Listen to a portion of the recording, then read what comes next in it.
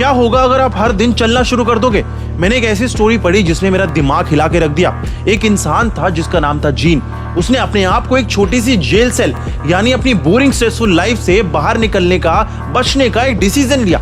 उसने चलना शुरू किया और वो 1-2 दिन नहीं, पूरे 11 साल तक अलग अलग कंट्रीज में पैदल चलता रहा। अब आप सोचोगे बेहिसाब 11 साल पैदल, ये तो पागलपन है। लेकिन बात सिर्फ डिस्टेंस की नहीं है, बात उस डब्लू मेंटालिटी की है जो मूवमेंट से आती है।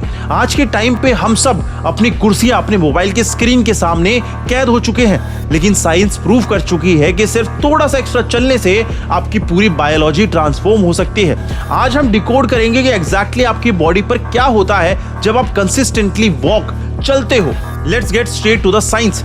जैसे आप अपनी डेली स्टेप काउंट बढ़ाते हो ना, सबसे पहला फर्क आपके दिमाग पे पड़ता है। एक सिंगल 30 मिनट की ब्रिस्क वॉक आपके ब्रेन में पेन रिलीविंग एंडोर्फिन्स रिलीज करती है और स्ट्रेस हार्मोन कॉर्टिसोल को नीचे गिराती है। एंजाइटी, डिप्रेशन के सिम्टम्स नेचुरली ड्रॉप होने लगते हैं। लेकिन अंदर और भी बहुत कुछ हो रहा होता है। चलना कोई सिंपल काम नहीं है, इट्स रिक्वायर मैसिव कोऑर्डिनेशन। आपके लेग्स, आपके टॉर्सो, आपके बैक के मल्टीपल मसल्स एक साथ फायर करते हैं। इस एनर्जी डिमांड को पूरा करने के लिए आपके मसल्स के आसपास की ब्लड वेसल्स रिमॉडल होने लगती है ताकि ज्यादा ऑक्सीजन आपके शरीर में डिलीवर हो सके। आपका हार्ट ब्लड पंप करने में और ज्यादा एफिशिएंट बन जाता है। कुछ ही महीनों में सिंपल सी हैबिट आपके ब्लड प्रेशर लोअर कर सकती है और हार्ट अटैक या स्ट्रोक का रिस्क ड्रास्टिकली कम कर सकती है। अब आती है मेरी फेवरेट बात, बोन डेंसिटी।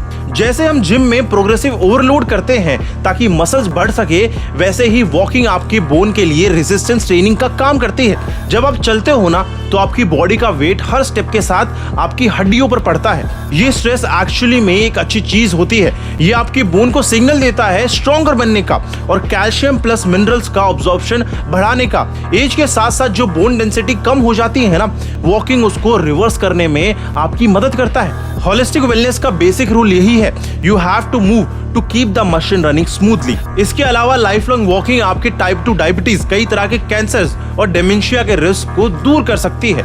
सिंपली देखा जाए तो walking is a top tier exercise.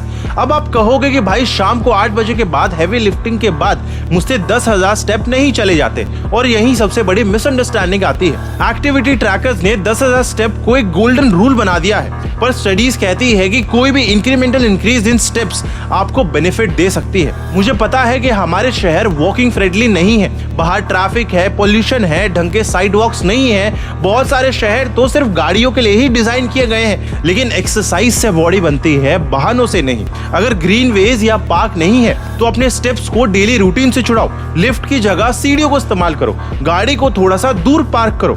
अगर कॉल पर बात करते हो तो चलते चलते बात करो। एक सॉलिड डब्ल्यू मेंटालिटी वाला इंसान सॉल्यूशन ढूंढता है, एक्सक्यूजेस नहीं।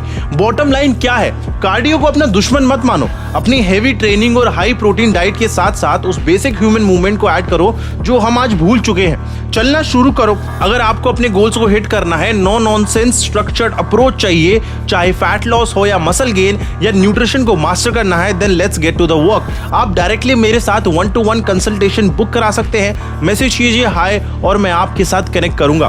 तब तक keep pushing, keep moving and follow me for the raw fitness content. Stay strong.